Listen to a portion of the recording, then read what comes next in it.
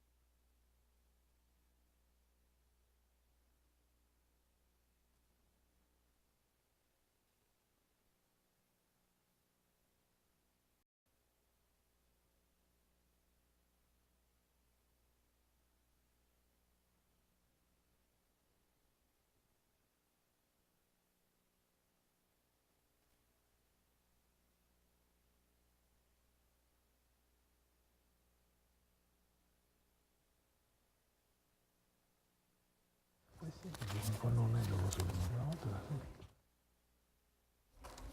Una de las dos cámaras, una de las tres cámaras está fallando, pues empecemos con dos. Pues sí.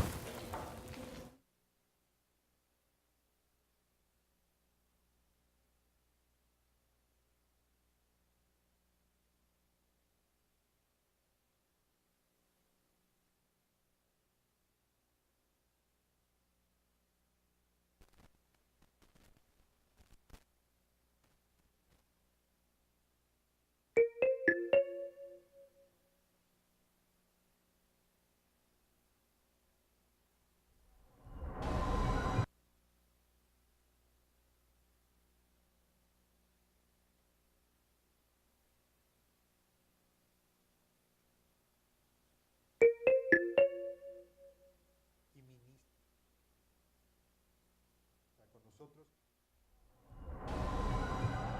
Al origen, como nuestros invitados de la mesa anterior, tiene una trayectoria larga en la academia. Si alguien se dedicó a estudiar el derecho desde ángulos, yo diría, muy novedosos y a entender fenómenos como el que se relataba hace un momento, de cómo a través del ejercicio de los derechos y de su litigio podían transformarse instituciones, fue José Ramón Cossío. Muy probablemente esas, dejen plantearlo así, activismo jurídico es uno de los antecedentes que le lleva a convertirse en ministro de la Corte, uno de los más destacados, con posiciones que siempre han dejado largas discusiones y grandes reflexiones entre los juristas y más allá.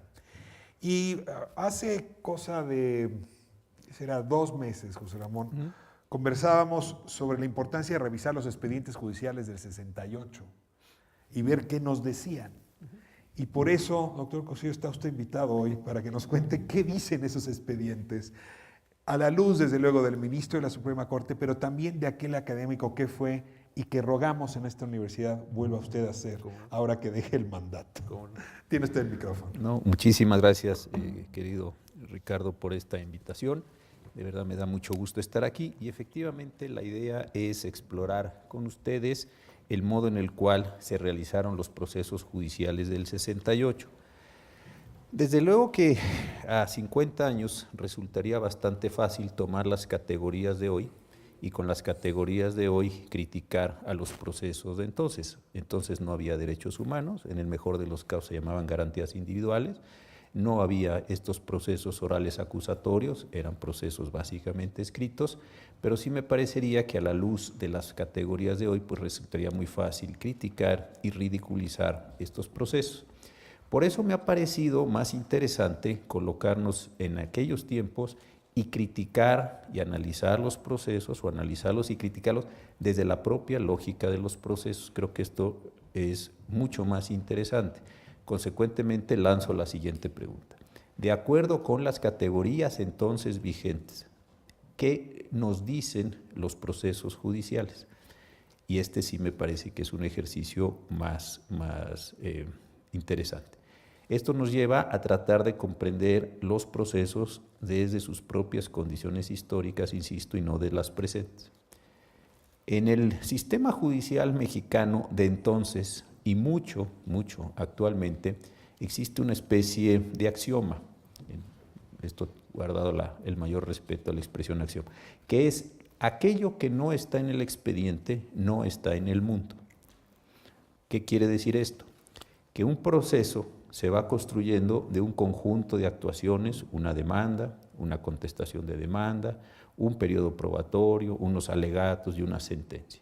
En materia penal se va prestando con una denuncia o una querella, estoy hablando de aquellos años, después se abre una fase de averiguación previa, viene una consignación, viene un término constitucional, un auto de formal prisión, una instrucción de proceso, un cierre de instrucción, unas conclusiones acusatorias o no acusatorias por parte del Ministerio Público y una sentencia.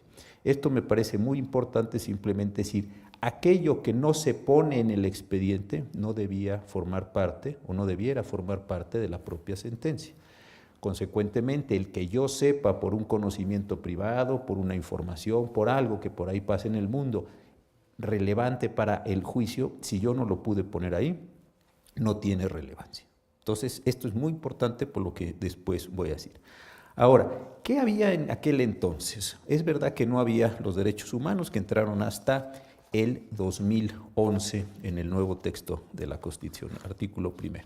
Pero sí había algunas garantías individuales, como se denominaban, que muy rápidamente quiero leerlas para ir generando el marco desde el cual quiero entrar al asunto.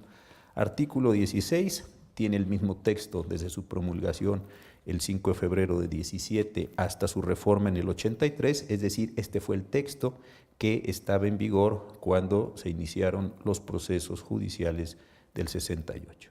La parte que me interesa leer es esta. No podrá librarse ninguna orden de aprehensión o detención, sino por la autoridad judicial, sin que preceda denuncia, acusación o querella de un hecho determinado que la ley castigue con pena corporal y sin que estén apoyadas aquellas por declaración, bajo protesta de persona digna de fe o por otros datos que hagan, y es muy importante, probable la responsabilidad del inculpado, hecha excepción de los casos de flagrante delito en que cualquier persona puede aprehender al delincuente y a sus cómplices poniéndolos sin demora a disposición de la autoridad inmediata. ¿Qué dice esto? Pues simple y sencillamente que para iniciar en un proceso tenemos que tener una denuncia, tenemos que tener una acusación, una querella, para efectos de poderle dar trámite a estas cuestiones. Artículo 19, también en su texto original, reformado hasta 1993, vigente en el 68, ninguna detención podrá exceder del término de 3 días sin que se justifique con un auto de formal prisión en el que se expresará el delito que se impute al acusado, los elementos que constituyan aquel, lugar, tiempo y circunstancias de ejecución y los datos que arroje la averiguación previa, los que deben ser bastantes para comprobar el cuerpo del delito y hacer probable la responsabilidad del acusado. Todo proceso se seguirá forzosamente por el delito o delitos señalados. Después el artículo 20, este no lo leo, es muy largo, que son en los juicios del orden criminal las garantías del acusado. Y finalmente el artículo 21, que la imposición de las penas es propia y exclusiva de la autoridad judicial y la persecución de los delitos corresponderá al Ministerio Público. Estos, digamos, son los elementos. Ahora, viene un segundo problema. Ya saben, tenemos una estructura general, tenemos también un conjunto de delitos, esto se los adelanto, por los cuales fueron acusados todas las personas que fueron al final de cuentas procesados en el 68. Los delitos que se fueron rebelión, sedición y desórdenes públicos, delito de disolución social, delito de armas prohibidas, uso de armas prohibidas, asociación delictuosa, ataques a las vías de comunicación, lesiones, homicidio, robo, despojo de cosa inmueble, desde luego, y daño en propiedad ajena. Estos son los delitos. En el Código Penal que estaba en vigor en aquel entonces, muy brevemente voy a señalarle los principales. Se comete el delito de rebelión cuando personas no militares en ejercicio se alzan en armas contra el gobierno de la República para, 1, abolir o reformar la Constitución o las instituciones que de ella emanen. 2, separar de sus cargos a algunos de los funcionarios de la Federación mencionados en el artículo 108 de la Constitución. Entonces aquí tenemos un alzamiento en armas para abolir la Constitución o las instituciones o para separar de sus cargos a altos funcionarios. Importante. 2, delito de sedición. Son reos de sedición los que reunidos tumultuariamente pero sin armas, resisten a la autoridad o la atacan para impedirle el libre ejercicio de sus funciones con algunos de los objetos que se refiere el artículo 133, los dos que acabo de señalar. Delito de disolución social, muy importante, estuvo en el pliego petitorio desde el comienzo, fue uno de los 6 puntos del pliego petitorio del Consejo Nacional de Huelga, y se dice así: se aplicará prisión de 2 a 12 años y multa de 1,000 a 10,000 pesos al extranjero o nacional que en forma hablada o escrita o por cualquier otro medio realice propaganda política entre extranjeros o entre nacionales mexicanos, difundiendo ideas, programas o normas de acción de cualquier gobierno extranjero que perturbe el orden público o afecte en la soberanía del Estado mexicano. Se perturba el orden público cuando los actos determinados en el párrafo anterior tiendan a producir rebelión, sedición, asonada o motín. Se afecta a la soberanía nacional cuando dichos actos puedan poner en peligro la integridad territorial de la República, obstaculicen el funcionamiento de sus instituciones legítimas o propaguen el desacato de parte de los nacionales mexicanos a sus deberes cívicos. Este delito no estaba en el texto originario del Código Penal. Este delito se estableció en el año de 41 con motivo del proceso de guerra. Recordemos que México entró a la Segunda Guerra Mundial hasta el 42, cuando declaró la guerra a las llamadas potencias del eje, pero desde el 41 se puso esto en una moda latinoamericana, en un encuentro de penalistas, en el cual pensaron que era buena idea establecer un delito para evitar que los nazis, los fascistas, etcétera, los comunistas vinieran a hacer destrozos políticos a los estados nacionales. El delito de arma de fuego no lo señalo, el delito de asociación se pondrá a el grupo de 3 o más personas que se organicen para delinquir, expresamente se dice. Los delitos contra la vida y la integridad corporal, esos pues son más conocidos, ya no los menciono. Entonces, estos son los elementos que rápidamente quería ponerles a su consideración. ¿Y qué fue lo que sucedió en esos días? En esos días tuvimos la marcha del 26 de julio, la muy conocida marcha, los que querían celebrar la Revolución Cubana, el asalto al cuartel, salen de Salto del Agua, se dirigen hacia el hemiciclo a Juárez, y los alumnos de la Federación de Estudiantes Técnicos salen, se encuentran las marchas, ahí aparecen algunos golpeados, allí se generan algunos desórdenes y ahí se abre la primera averiguación previa. Es la 1650 del 68, se abrió el 29 de julio, allí se detuvieron prácticamente o de forma inmediata a 23 personas por invitación a la rebelión, por asociación delictuosa, por sedición, por daño en propiedad ajena, por ataques a las vías generales de comunicación, por despojo y por robo. Lo interesante de estas detenciones es que se producen el día 27. Varios de los detenidos estaban tomando café en un café que yo no conozco, pero se llamaba el Café Viena o en sus alrededores. Llegó la policía, los detuvo a todos ellos y los llevó a declarar, ya como detenidos todos ellos. Aquí la cuestión interesante es saber si había o no flagrancia. ¿Por qué? Porque si no había una flagrancia, debió haber habido un mandamiento escrito de la autoridad para llevar a cabo las detenciones de estas personas. Y la impresión que queda de las constancias del expediente es que no había una condición de flagrancia, primer elemento. Segunda cuestión que es muy interesante, todos los detenidos en ese momento tenían vinculación con el Partido Comunista, con las Juventudes Comunistas o con Consejo Nacional de Estudiantes Democráticos.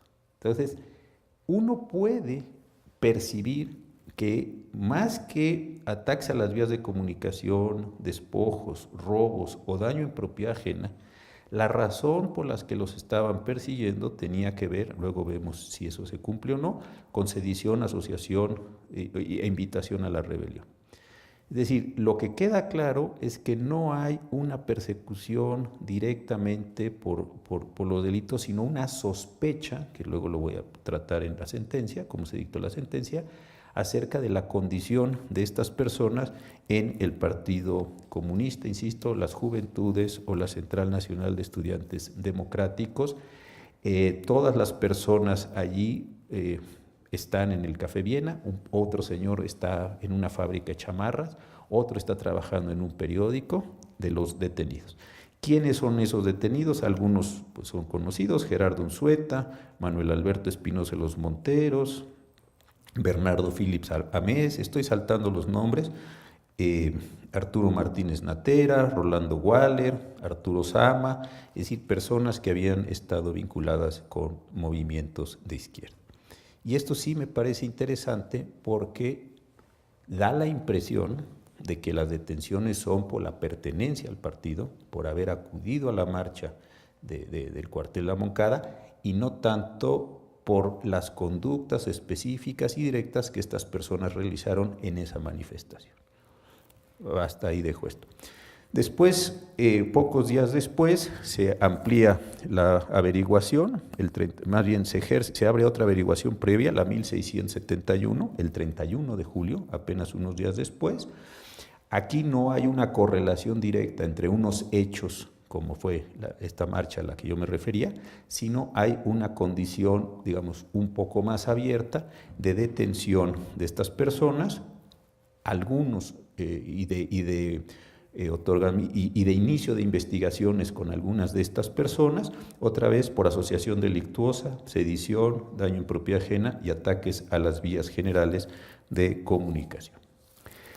El 22 de septiembre, después de este muy complicado meses de agosto y septiembre, la anterior averiguación había sido el 31 de julio, todo el mes de agosto y hasta el 22 de septiembre se producen muchísimos acontecimientos, no los menciono porque ocupo todo el tiempo de eso, pero son los que ustedes han estado aquí viendo: la marcha del rector, en fin, la entrada a Ciudad Universitaria, todo lo que conocemos de esos actos. Y aquí se hace otra averiguación, aquí se ordena detener a 116 personas por invitación a la rebelión, asociación delictuosa, sedición, daño en propiedad ajena, ataques a las vías generales de comunicación y despojo. Aquí hay personas también muy conocidas, ahí está Jaime Valls, Eli de Gortari, José Revueltas, César Nicolás Medina, Carlos Sevilla, Armando Castillejos, Martín Dosal, en fin, nombres muy conocidos en el movimiento. Y otra vez parece que es una condición no por lo que directamente hacen, digamos, como acciones específicas, sino por ser partícipes de un movimiento general. Finalmente hay una averiguación, la 2068, diagonal 68, del 9 de octubre, y aquí también se ordena ir contra 160 personas por invitación a la rebelión, asociación delictuosa, sedición, daño en propiedad ajena, ataques a las vías generales, acopio de armas, despojo, robo, lesiones contra los agentes de la autoridad e inclusive homicidio. Y este es el conjunto de las averiguaciones. Algunas de estas van teniendo ampliaciones y eso permite detener a otras personas. Algunos de los que estuvieron en el movimiento, en la marcha del 2 de octubre, ya tenían desde antes ordenadas las órdenes de aprehensión y se van llevando a estas personas a los distintos procesos en este caso. Una vez que se dictan las órdenes, se abren las averiguaciones previas, a muchos se les detienen las condiciones que digo, a otros se solicitan las órdenes de aprehensión, se les van deteniendo en distintos momentos. Es el caso de Revueltas, vive en Cuernavaca, luego viene aquí, está oculto, viene a dar aquí a Ciudad Universitaria una charla y al salir de la charla lo tratan de esconder los estudiantes, finalmente lo detienen y lo llevan, y así van deteniendo a muchas personas a lo largo de todos estos meses. Se van haciendo ampliaciones muy interesantes de las averiguaciones previas y se van deteniendo personas a lo largo de octubre, noviembre, diciembre, y del año 69 todavía en marzo seguían llevando personas para que formaran o entraran ya a los distintos procesos judiciales. ¿Cómo eran entonces las formas de detención? Muy interesantes. Se detenía a estas personas, se les tomaban sus declaraciones, declaraciones muy generales, casi todo el mundo negaba que el movimiento tuviera la intención de destruir o de derrocar al gobierno, porque eso se les imputaba. Casi todo el mundo negaba que la lucha armada fuera un mecanismo de destrucción del gobierno de entonces y la sustitución por otro gobierno. Muchos de ellos aceptaron que estuvieron, sobre todo con los estudiantes democráticos, habían viajado algunos a países del este, algunos inclusive a la Unión Soviética, otros a Cuba, pero normalmente describían que habían ido por viajes académicos o estudiantiles, etc. Ninguno de ellos aceptó que hubiera estado específicamente buscando la destrucción, insisto, del gobierno, de las instituciones de forma violenta, y eso es digamos, una parte de sus declaraciones. Otra, muy interesante desde mi punto de vista, son informes policiales, unos de la Policía Secreta del Distrito Federal, otros de la Dirección Federal de Seguridad, otros de agentes de la Policía Judicial Federal, que relatan lo que ellos vieron.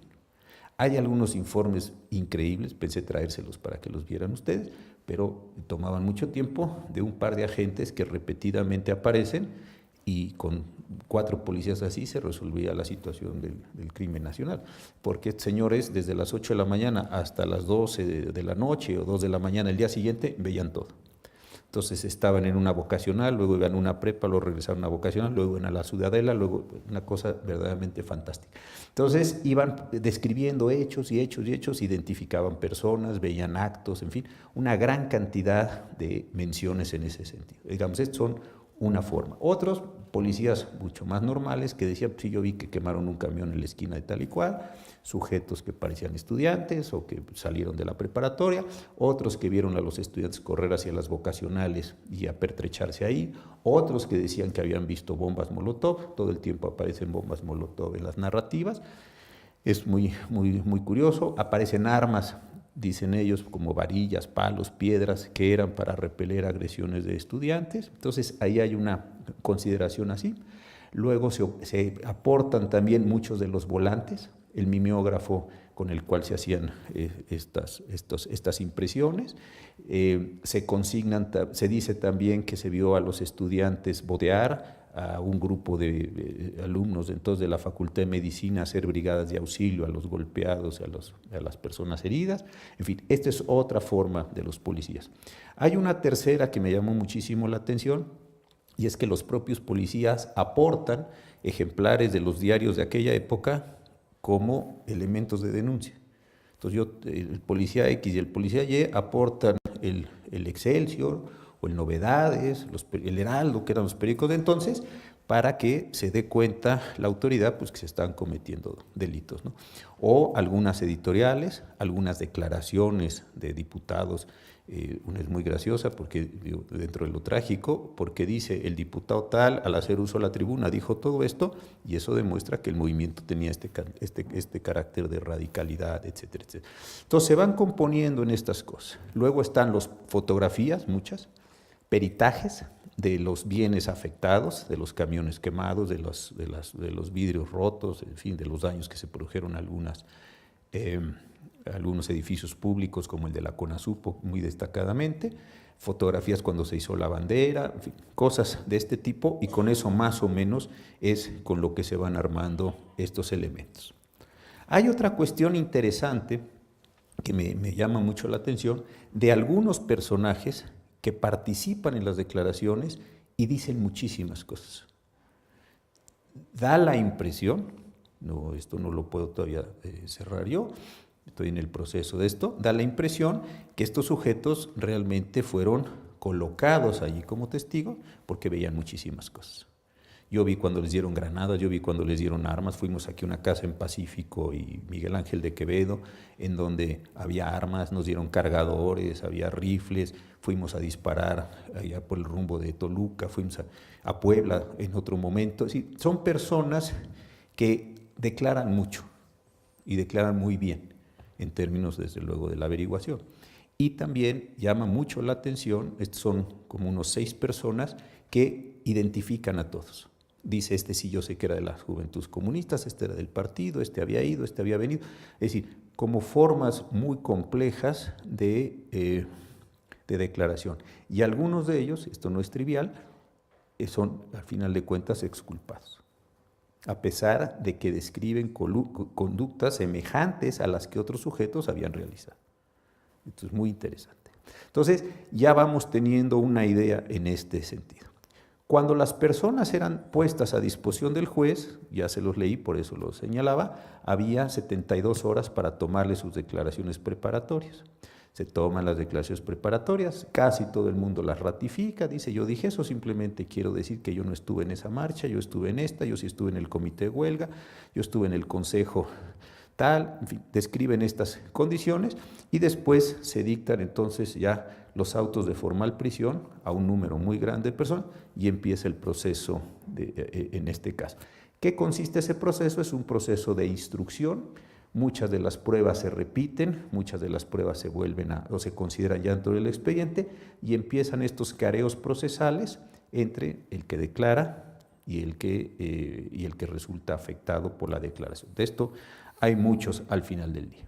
Me salto, se presentan las conclusiones del Ministerio Público y al final del día entramos ya a la sentencia, la parte central de este asunto. Para poder poner a una persona en prisión, jurídicamente, entonces se llamaba que había que acreditar dos elementos. El primero de estos elementos era el cuerpo del delito y el segundo es la responsabilidad de las personas. Traje 3 tesis de la primera sala de entonces, de estos años, era la que conocía la materia penal, simplemente para que vieran lo que es cuerpo del delito. No es la persona muerta, ese no es el cuerpo del delito, ¿no? Ya se ha contado mucho eso. Había hasta un chiste ahí con una película y todas esas cosas, ¿no? No es esto. El cuerpo del delito no es otra cosa, dice la sala, que la comprobación de los elementos materiales integrantes de la figura delictiva sin consideración a los medios que se empleen para la demostración, con tal de que no estén prohibidos de la ley. Una tesis de unos años después dice así: es bien sabido que el cuerpo del delito no es sino la fase externa de la conducta delictiva y que de lo que se trata es de dejar plenamente comprobado que tuvo lugar el hecho en su aspecto material independientemente del proceso interno llevado a cabo por el agente. La tercera es un poco repetitivo, no los aburro con ella. Entonces, ¿aquí de qué se trataba? De demostrar que aquello que decía el tipo penal, lo que les leí como delito de sedición, motín, rebelión, ataques a las vías, portación de arma, etcétera, sí se dio. Consecuentemente, lo que había que hacer ahí es acumular una cantidad importante de información para decir, bueno, si el delito de homicidio es la privación de la vida, pues debe haber alguna persona muerta. Si no, no es un delito de privación de la vida. Si es de lesiones, pues la persona tendrá una herida, lo que sea, en el caso de las lesiones. Si es el caso de la sedición, si es el caso de un delito de disolución social, se tienen que generar estos elementos. Aquí hay algo que me llama muchísimo la atención de la sentencia, y es que para definir el cuerpo del delito se hacen acumulaciones o paquetes. Y esto es interesante. Por ejemplo, hay un primer paquete que se refiere a los ataques a las vías de comunicación y al daño en propiedad ajena. Son delitos muy distintos cada uno de ellos. ¿Y qué es lo que se hace entonces? Un listado de todo lo que se ha ido acumulando en el expediente, 1, 2, 3, peritajes, evaluaciones, fotografías, ejemplares del periódico, declaraciones de policías, etcétera, etcétera, etcétera, como comprobación de estos elementos. Casi todo es una repetición de lo que se dio antes, solamente lo que se precisa son los daños y su cuantificación. Entonces, con esto lo que se está diciendo es, mire, ahí se destruyó, se rompió, se incendió. Telmex era entonces una empresa pública y se sufrieron muchos daños las casetas de Telmex. Entonces, todas esas cosas se identifican. Muy bien. Un segundo paquete, este ya es un poco más curioso, tiene los temas de asociación delictuosa y sedición. Creo que son muy diferentes los delitos de asociación y de sedición, ¿no? ¿Y qué pasa aquí? Primero, un listado a través de los elementos recabados, Luego, una cosa que llama mucho la atención, insultos a la policía. Se recopilan todas las veces que se insultó a la policía y a las autoridades. Se da cuenta de las reuniones del Partido Comunista Mexicano, de las Juventudes Comunistas de México y de quiénes asistían y dónde se llevaban a cabo las acciones. Se aportó propaganda y algunos se daba cuenta de alborotos y tumultos. Partes de la policía. Se hace una investigación específica sobre la Central Nacional de Estudiantes Democráticos de la Liga Comunista Espartaco y después se dice que todo este movimiento lo que trataba era de insertarse en los centros laborales y en los centros de trabajo. Bueno, un tercer paquete, también muy peculiar, que son invitación a la rebelión, robo de uso, despojo y acopio de armas. Fíjense cómo aquí hay delitos patrimoniales, delitos contra la seguridad del Estado, es una mezcla también curiosa.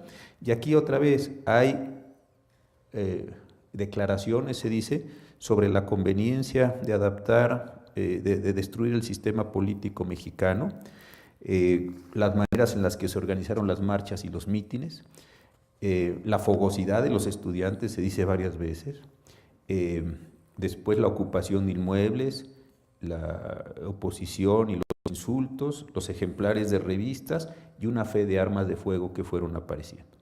También, finalmente, hay lesiones y homicidio, que tiene ese sí un poco más de sentido, como parte de los mítines, las heridas que sufrió el general Hernández Toledo, una fe de cadáver de un soldado, algunos certificados de lesiones y las declaraciones sobre las calumnias que se habían emitido al gobierno.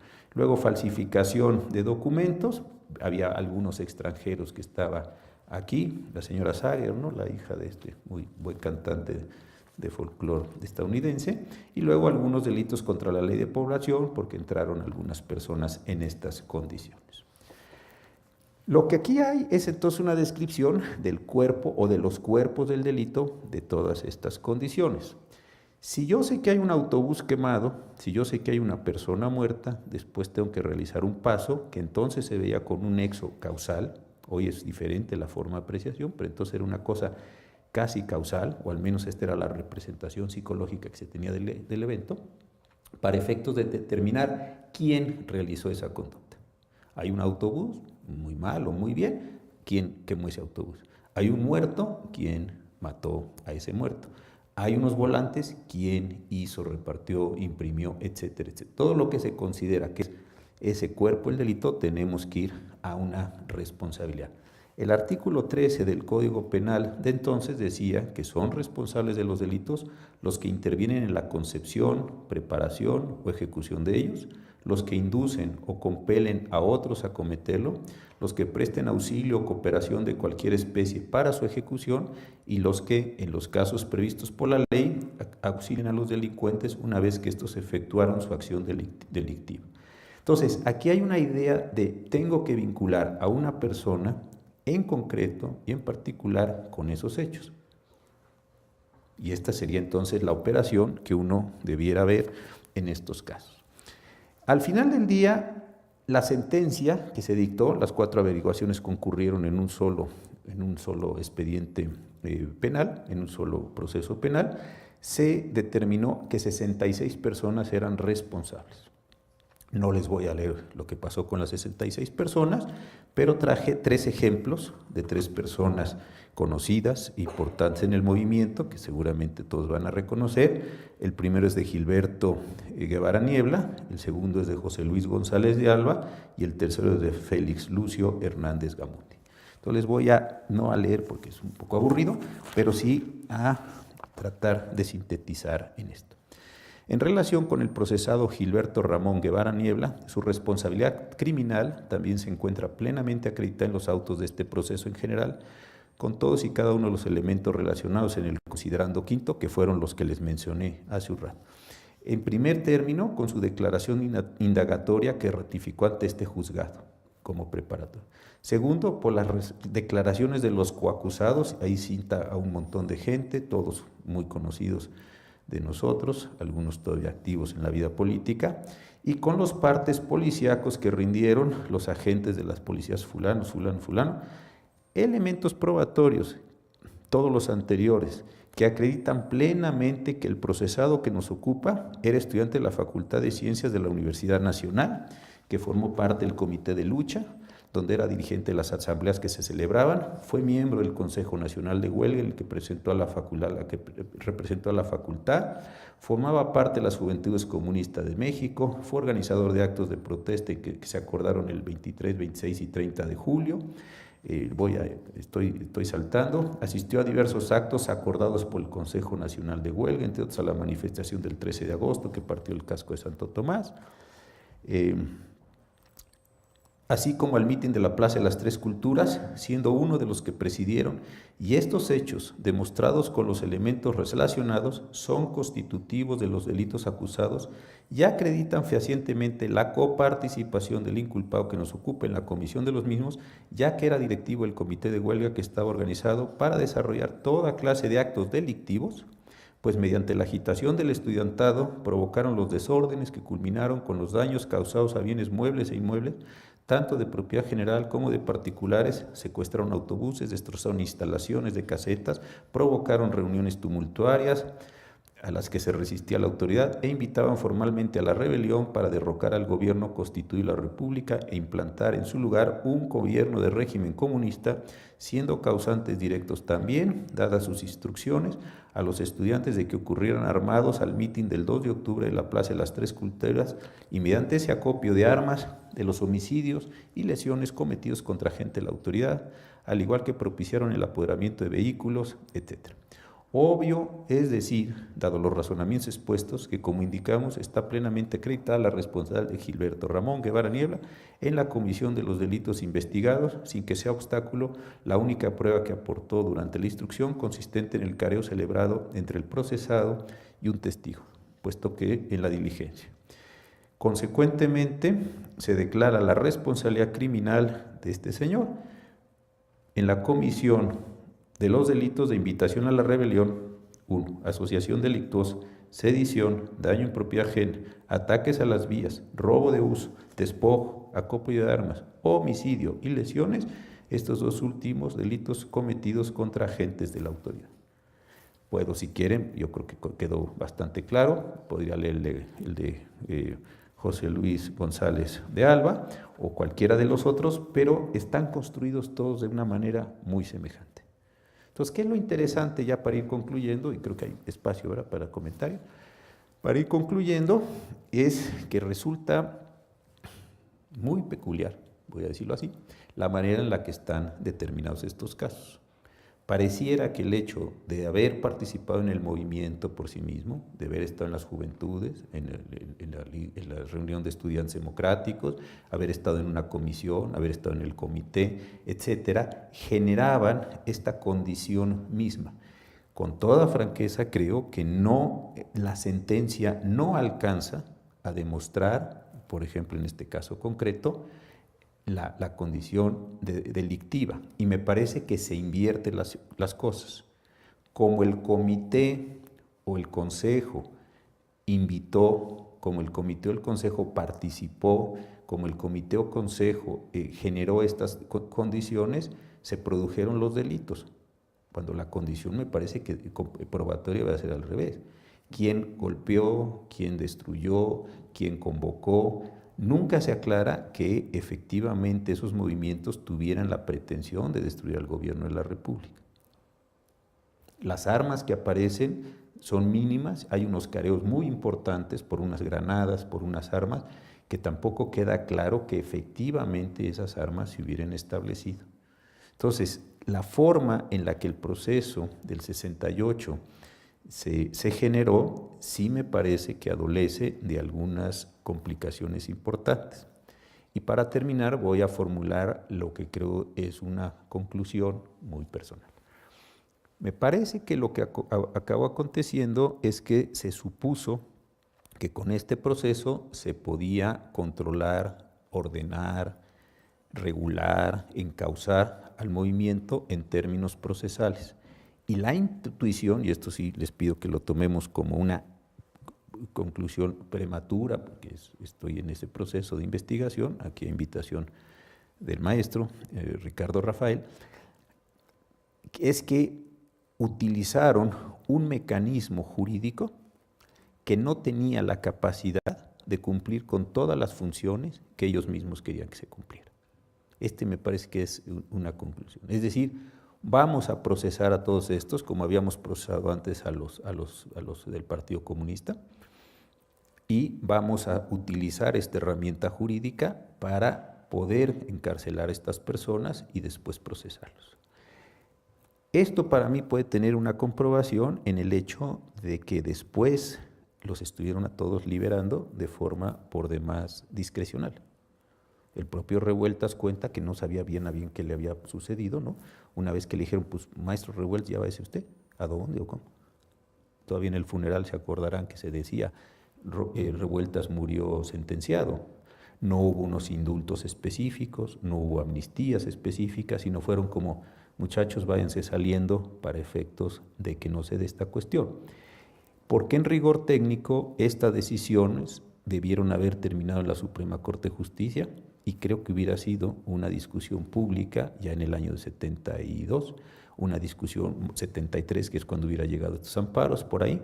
Creo que hubiera sido sumamente complicado que la Corte pudiera en ese momento administrar estos procesos con este conjunto de elementos que se habían ido poniendo. Al final del día le queda a uno la sensación de que se fueron acumulando muchas cosas que ya se las describí, una, otra, y de ahí se hacían inferencias generales hacia todos estos elementos. Pero vean otro que les decía yo de Guevara Niebla.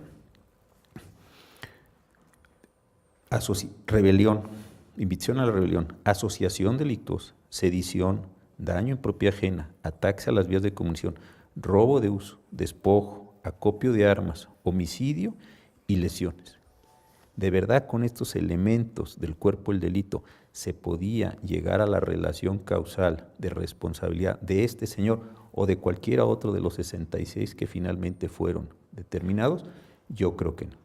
Yo esto lo estoy presentando como una condición preliminar, pero creo que sí hay elementos aquí bien interesantes para encontrar las formas en las que se quiso llevar un movimiento social que han estado analizando estos días, y que es bastante conocido en algunos aspectos generales, hacia un carril, hacia un proceso que yo creo que no necesariamente servía para aquello que se quiso llevar. Mi intuición es que en algún momento, no tengo más elementos que el expediente, no tengo ningún otro, mi intuición es que se les complicó a ellos mismos sostener estas condiciones. ¿Por qué? Porque resulta bastante inverosímil que de todos esos delitos se pudieran haber comprobado con esa acumulación de hechos y con esa acumulación de informes un tanto cuanto inconexos. Esto era lo que me parecía a mí importante compartirles. Muchas gracias. Ministro Cosío, magnífica exposición. La verdad es que se abren una enorme cantidad de preguntas a usted porque está resultando ser el único en México que ha leído estos expedientes. Entregamos la voz para quien esté interesado. De este lado, Juan Manuel, luego Aurea.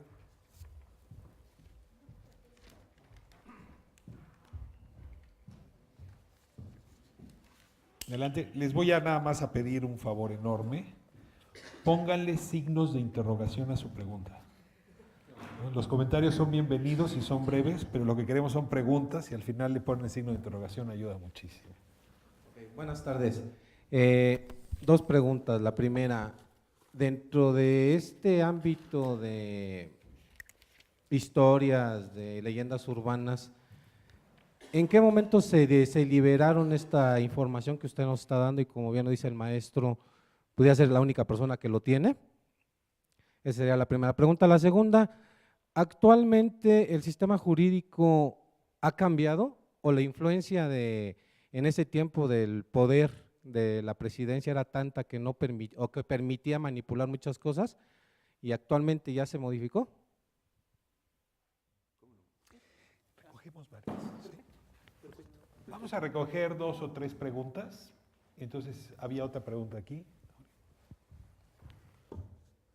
Muchísimas gracias. Justamente escuchando todo esto, me vino a la mente el famoso y nefasto caso del juicio de Sacco y Vanzetti. justamente donde de manera muy pública se les acusaba supuestamente de homicidio y, o sea, de la manera como más flagrante y de robo, y muchísimas pruebas se habían presentado, incluyendo el testimonio de uno de los verdaderos asesinos que deslindaban por completo a estos muchachos anarquistas, y que efectivamente salía a la luz, al menos de manera pública, o como Vox Populi, que se les estaba procesando no por homicidio, sino efectivamente por sus asociaciones anarquistas. Y la historia justamente no muestra que se había, la gente había querido que se les hiciera una amnistía o, en el mejor de los casos, un nuevo juicio, porque efectivamente todo estaba terriblemente llevado, hasta que finalmente se les condena a muerte. ¿Cómo es posible, en todo caso, reformular un juicio en contra de esas autoridades que llevaron malos juicios en primer lugar? O sea, ¿es posible, pues, procesar, aunque sea de manera, no sé si póstuma o algo por el estilo, es justamente este tipo de personas, de sujetos que llevaron juicios de una manera malísima? No sé. Vamos por una tercera.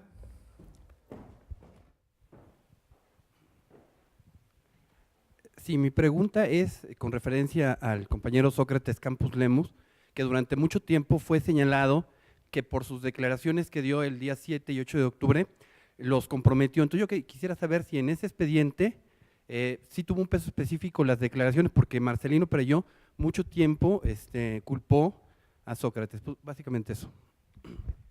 Esta es la primera ronda. Yo voy a añadir una pregunta. Esta es una lectura de los expedientes de los detenidos. ¿Hubo algún expediente relacionado con los muertos?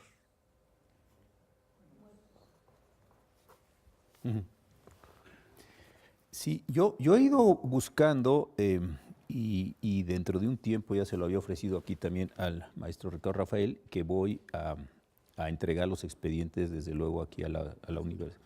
¿No? Okay, listo. A la Universidad Nacional yo le quiero regalar los expedientes que yo he ido juntando ahí de muchos pedacitos y muchas cosas. Es bien interesante, hay informes de la Dirección Federal de Seguridad, en fin, es muy interesante. Entonces, yo creo que estos están liberados de hace algún tiempo. Eduardo Valle tenía un libro que se llama Los procesos del 68, no entiendo muy bien cuál fue su metodología, pero tomaba pedazos de uno, pedazos del otro, describía unas cosas, otras no. Es decir, un poco errático también la forma en que él armó ese libro. Está en una editorial muy poco comercial, de forma tal que tampoco se distribuyó.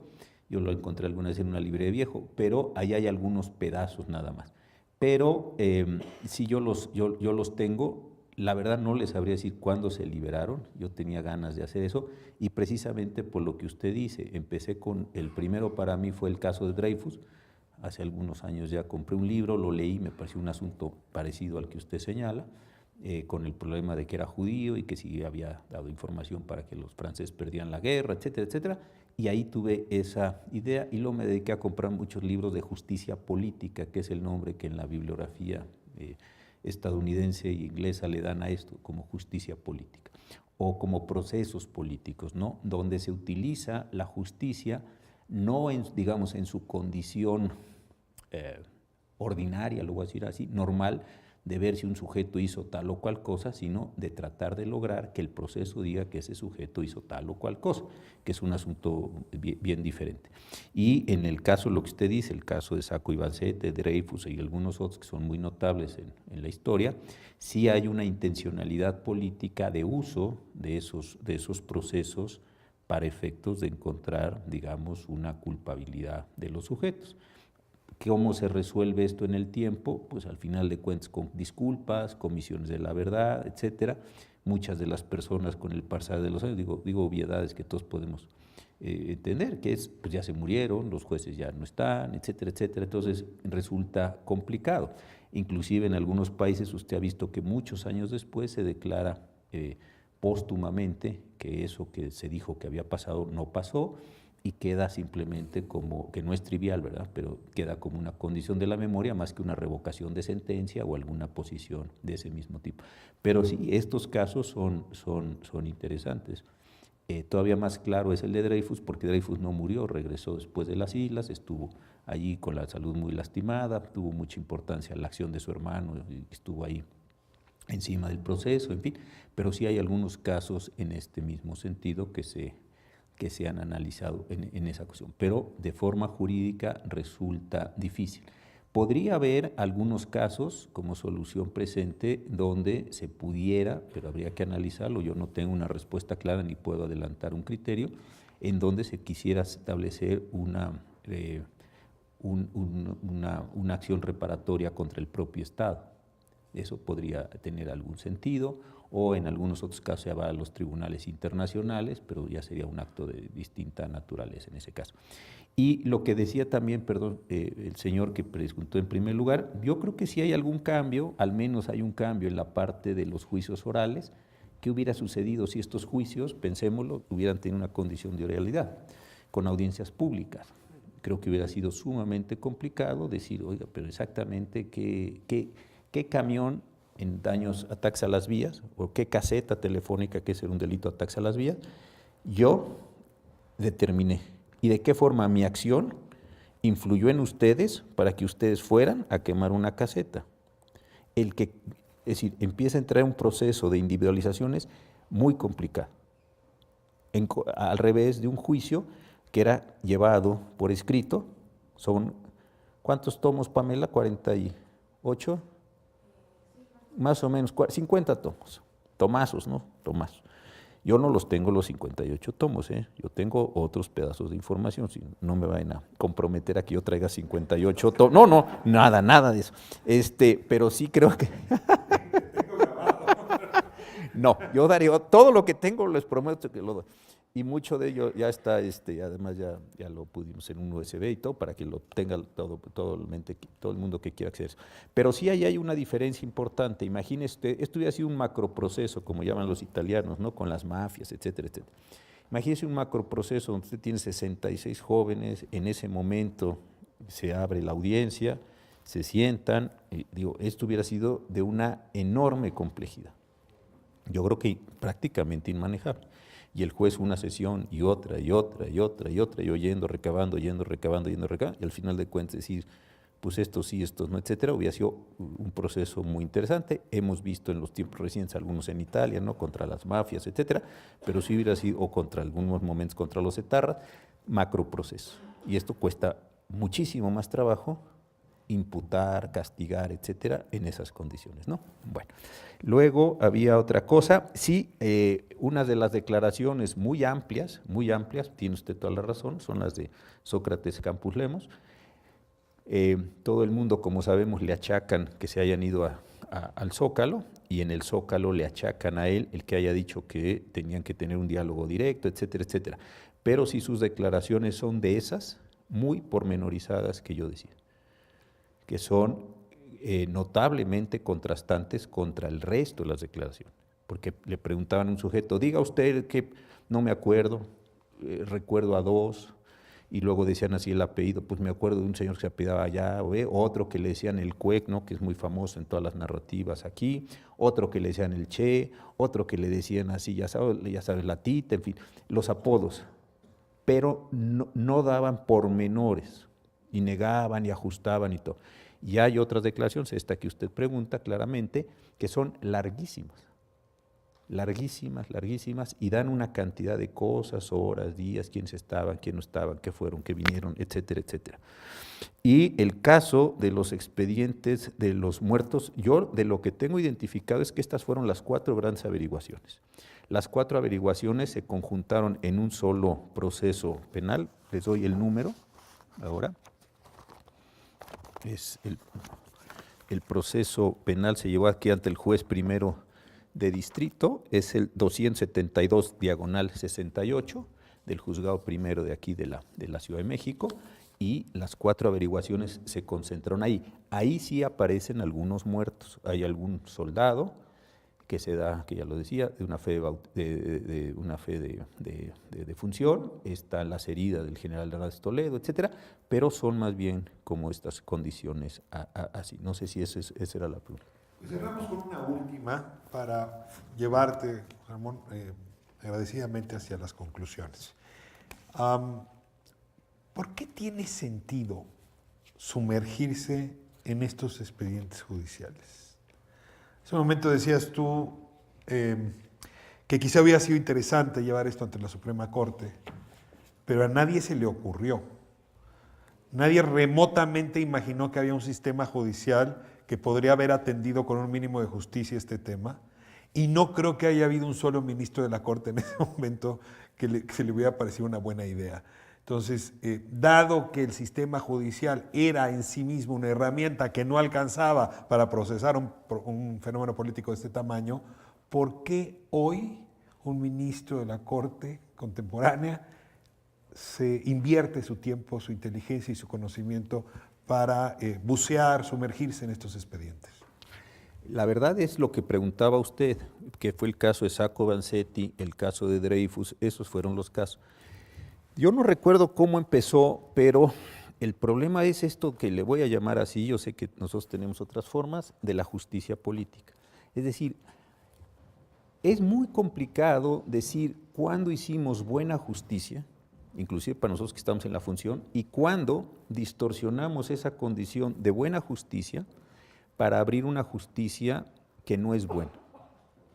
Es decir, ¿en qué momento nosotros los juzgadores hacemos justicia política? Yo al final del día, este es para mí un elemento histórico en el que quiero trabajar para precisamente decir, ¿por qué esta sentencia estamos dispuestos todos a decir es una buena sentencia?